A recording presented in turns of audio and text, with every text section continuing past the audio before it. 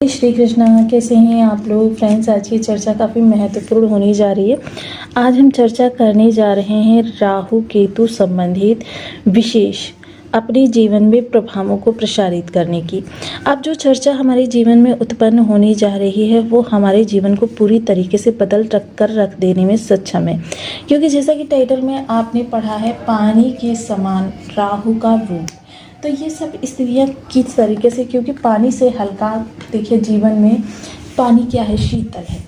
और शीतलता, अगर किसी ताप से जले हुए व्यक्ति को अगर शीतलता प्राप्त हो जाए तो समझ लीजिए उसके लिए ये मरहम का कार्य करती है। और देखिए राहु केतु की यदि स्थिति को देखा जाए, राहु केतु क्या है, प्रचंड ऊर्जावान ग्रह तो है ही, लेकिन राहु जो है एक वायु प्रधान ग्रह है। ये क्या है, अगर सौर मंडल में इनको देखा जाए तो इनका जो कहते हैं ना कि जो रूप होता है, क्योंकि अन्य ग्रह जो हैं वो पिंड रूप में विद्यमान है, लेकिन राहु केतु जो है वहाँ पर वायु रूप में विद्यमान है। और ये वायु जो सभी को अपने अंदर अधीन, क्योंकि देखिए वायु का आवरण प्रत्येक ग्रह पर चढ़ा हुआ होता है, जिसके कारण से यह वायु हर ग्रह के प्रभावों को बदल सकने में सक्षम होती है। तो देखिए राहु का इस समय जो प्रभाव रहने वाला है, क्योंकि राहु है दशम तो दुनिया है वशम। राहु दशम स्थान पर बैठे हुए हैं और केतु आपके सुख भाव में बैठे हुए हैं। अब वर्तमान समय में राहु की चर्चा इसलिए भी आवश्यक हो जाती है क्योंकि देखिए मात्र ये लगभग 20 से 25 दिन बाद धनिष्ठा नक्षत्र में गोचर करने जा रहे हैं। तो इस समय एक एक पल अगर दुरुपयोग आप कर रहे हैं तो समझ लीजिए राहु के प्रभाव जो है आगे आने वाले समय में थोड़े से जटिल हो जाएंगे। और थोड़े से जटिल हो जाने के कारण, क्योंकि देखिए मोस्टली चीज़ें इस समय आपके लिए काफ़ी आसान है अगर इस चीज़ को समझकर आप करेंगे, क्योंकि आगामी समय में आपके लिए मेहनत सर्वोपरि हो जाएगी।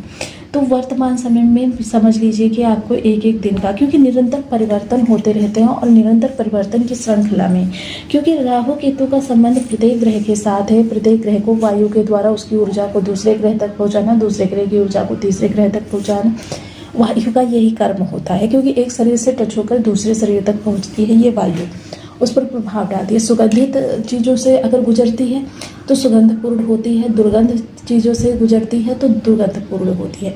तो ये बेहद महत्वपूर्ण हो जाता है कि राहु केतु के वर्तमान के प्रभावों को हम समझें।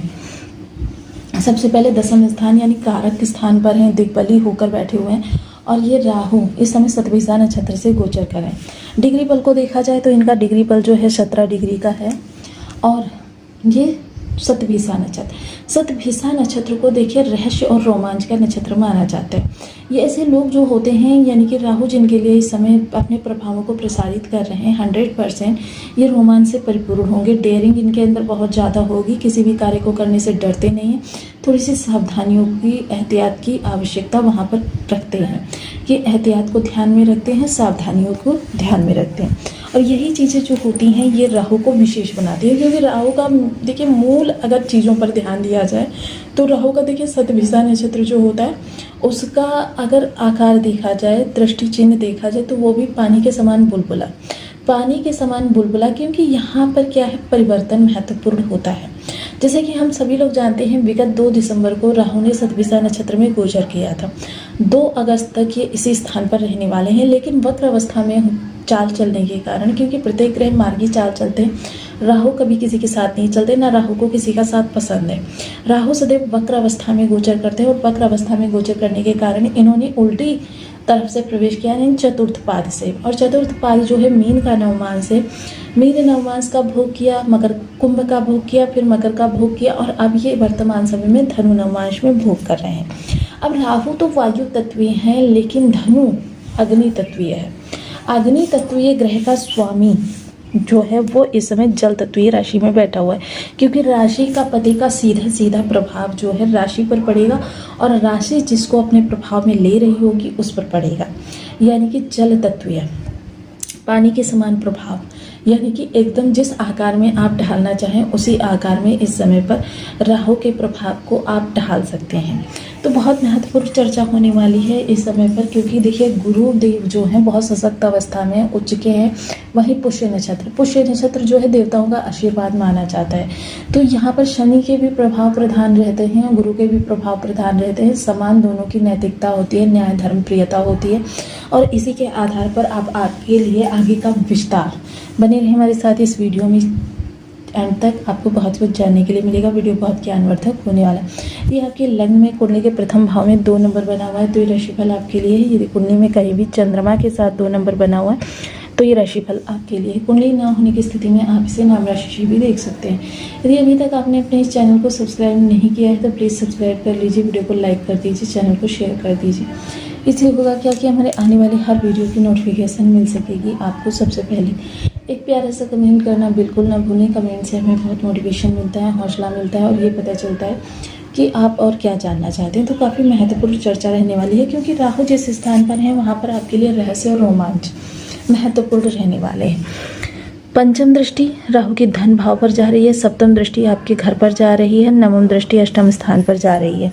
ये 3 दृष्टियां रहेंगी जो आपको वर्तमान समय में काफ़ी हद तक प्रभावित करती हुई देखी जाएंगी, और इनके प्रभाव भी इस समय रहस्यों से भरे हुए होंगे। यानी कि इस समय थोड़ा सा आपको अपने अंदर रहस्य को बरकरार रखना है। किसी से भी अपनी चीज़ों की शेयरिंग नहीं करनी है, किसी को भी अपनी रणनीतियों के बारे में नहीं बताना है, अपनी योजनाओं के बारे में नहीं बताना है। साथ ही साथ आप इस समय कार्य कारोबार में कोई विशेष परिवर्तन करना चाहते हैं, उसके लिए आप पूर्ण स्वतंत्र हैं, क्योंकि इस समय कार्य कारोबार में किए गए परिवर्तन से आपको लाभ ही होगा। हालांकि देखिए, राहु का प्रभाव है तो इस समय आपकी तर्क शक्ति, तर्क बुद्धि, नीति, ये सारी चीज़ें बहुत ज़्यादा बढ़ी हुई रहने वाली हैं। और साथ ही साथ इस समय सतभिषा का विशेष प्रभाव पड़ेगा। तो यानी कि पानी का बहाव जिस तरीके से जिस बर्तन में जाता है उसी के समान आकार को ले लेता है, वही इस समय आपके साथ भी होने वाला है। यानी कि आप अगर हाई प्रोफाइल व्यक्ति से वार्तालाप कर रहे हैं तो सामने वाले व्यक्ति को यही लगेगा कि आप बहुत स्किल्ड हैं, लेकिन किसी कारणवश आपको इस समय इस जॉब से संतोष करना पड़ा है, जिसकी वजह से आपके लिए बेहतर अपॉर्चुनिटीज़ भी निकल कर आ सकती हैं, या फिर आपके लिए ऐसे मार्ग प्रशस्त हो सकते हैं, या फिर आपको कुछ ऐसी कंडीशंस आपके सामने आ जाएं कि आपको बिजनेस स्विच करके जॉब करनी पड़े या जॉब स्विच करके बिजनेस करना पड़े। ये सभी स्थितियां जो उत्पन्न होंगी ये आपके लिए एक कहेंगे चमत्कार के तरीके से, क्योंकि राहु और केतु के प्रभाव जो होते हैं अचानक होते हैं, जिसकी वजह से क्या होता है, चीज़ें आपके लिए विस्तार तो लेती हैं लेकिन आपके प्रभाव को और ज़्यादा बढ़ा देती हैं। पंचम दृष्टि धन भाव पर जाएगी तो जाहिर सी बात है, देखिए लॉजिकली अगर कर्म में परिवर्तन हो रहा है तो आपको या तो धन वृद्धि होगी या फिर धन हानि होगी।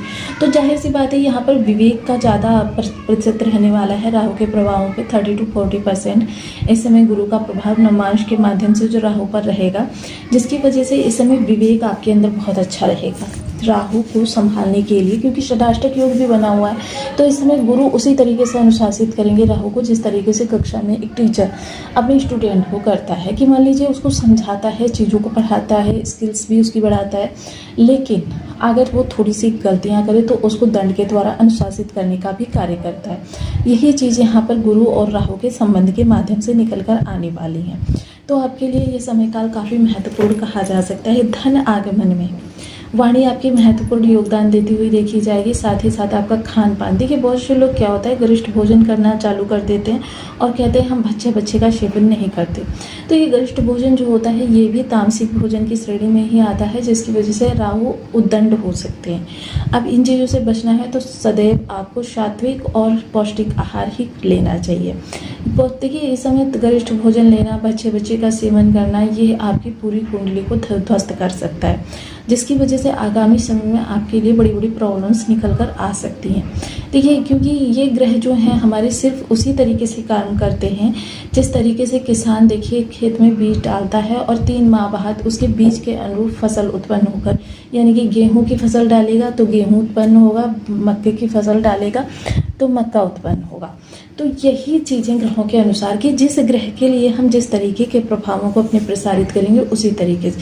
वहीं दूसरी तरफ देखिए अगर कोई आपके भूमि भवन वाहन के योग बन रहे हैं परचेजिंग के, उसमें अगर आपको थोड़ी सी भी शंका हो जाती है, थोड़ा सा भी संशय हो जाता है, तो आप जिस तरीके से प्याज की एक परत छीलो, दूसरी परत छीलो, तीसरी परत छीलो, मतलब परत दर परत उतरती चली जाती हैं, उसी तरीके से आपकी बारीकी की नज़र, जो पार की नज़र होगी, वो इस समय आपके सभी रहस्य के आवरणों को उतार कर रख देगी। जो भी आपके लिए छलावा होंगे, क्योंकि इस समय राहु लोगों के छलावा को पहचानने में आपकी दृष्टि को बहुत ज़्यादा माहिर करने जा रहे हैं। नवम दृष्टि के माध्यम से यदि देखा जाए तो देखिए राहु की जहाँ पर दृष्टि होती है या राहु जहाँ पर होते हैं, आपको प्रबल शत्रुहंता बनाते हैं। लेकिन शत्रुहंता बनाने के लिए पहले आवश्यक है कि शत्रु हो, तो अब जाहिर सी बात है पहले शत्रु बनेंगे फिर आप उनका दमन करेंगे, ये तो होता है। लेकिन देखिए यहाँ पर राहु जो इस समय मैंने बताया ना, विवेक ज़्यादा रहेगा राहु के पास, उद्दंडता कम रहेगी, विवेक ज़्यादा रहेगा, जिसकी वजह से क्या है इस समय आप अपनी आगामी स्थितियों को, वर्तमान सिचुएशन को, पिछली सिचुएशंस को देखेंगे, सामने वाले की सिचुएशंस को देखेंगे और मोस्टली इस समय परोपकारिता आपके अंदर प्रमुख रहेगी, जिस कारण से क्या है कि आप शत्रुता में बिल्कुल भी अपना समय व्यर्थ नहीं गंवाएंगे। ऋण ले रखा है तो उसको चुकाने का प्रयास कर सकते हैं। आगामी समय में आप स्वयं ही अपने विवेक के प्रभाव से ऋण के चक्कर में नहीं फंसेंगे। वैसे भी देखिए राहु का ऋण जो होता है, अगर राहु अच्छे हैं तब तो आपका चुटकियों में उतर जाता है, वरना राहु का ऋण जो होता है आपको दलदल में फंसाने का कार्य करता है, आपके लिए चीज़ों को और ज़्यादा विषम बनाता चला जाता है, आपको ऐसी स्थितियों में लेकर जाने का कार्य करता है जो आपके लिए काफ़ी ज़्यादा विषम परिस्थितियों को उत्पन्न कर दे। अब सबसे पहले राहु को अच्छा करना है तो देखिए यहाँ पर हमको राहु के लिए कुछ विशेष उपाय करने होंगे। सबसे पहले देखिए आपको गुरुवार के दिन मीठी चीज़ों का दान करना है। देखिए गुरुवार के दिन अगर आप मीठी चीज़ों का दान करते हैं तो जिससे क्या होता है आपके गुरु को और ज़्यादा बल मिलेगा। आप यहाँ पर गुरु और राहु का संबंध हो रहा है, जितना ज़्यादा गुरु का प्रतिशत बढ़ता जाएगा उतना ज़्यादा राहु का प्रतिशत कम होता जाएगा। ये चीज़ आपके लिए अच्छी हो रही है। धार्मिकता का अनुसरण करें, साथ ही साथ देखिए मछलियों को भोजन कराएं और गुरुवार के दिन मोस्टली अगर आप सायं के समय में काले सुरमे को घास वाली ज़मीन में दबा सकते हैं तो ये आपके लिए बहुत अच्छा रहने वाला। 10वां स्थान आपका कार्य क्षेत्र है, तो कार्य क्षेत्र में आपको इस समय पर देखिए डेली धूपबत्ती अगरबत्ती, क्योंकि धुआं क्या होता है, धुआं होता है राहु। देखिए जितनी भी ये चीज़ें हैं नीले पुष्प से वहाँ पर पूजन जरूर करें। अपनी डेस्क या टेबल पर नीले रंग की कोई चीज़ अवश्य रखें, इससे आपके कार्य में ग्रोथ होती हुई दिखाई देगी। देखिए मोर पंख भी रखे जा सकते हैं डेकोरेटिव, क्योंकि देखिए यदि कोई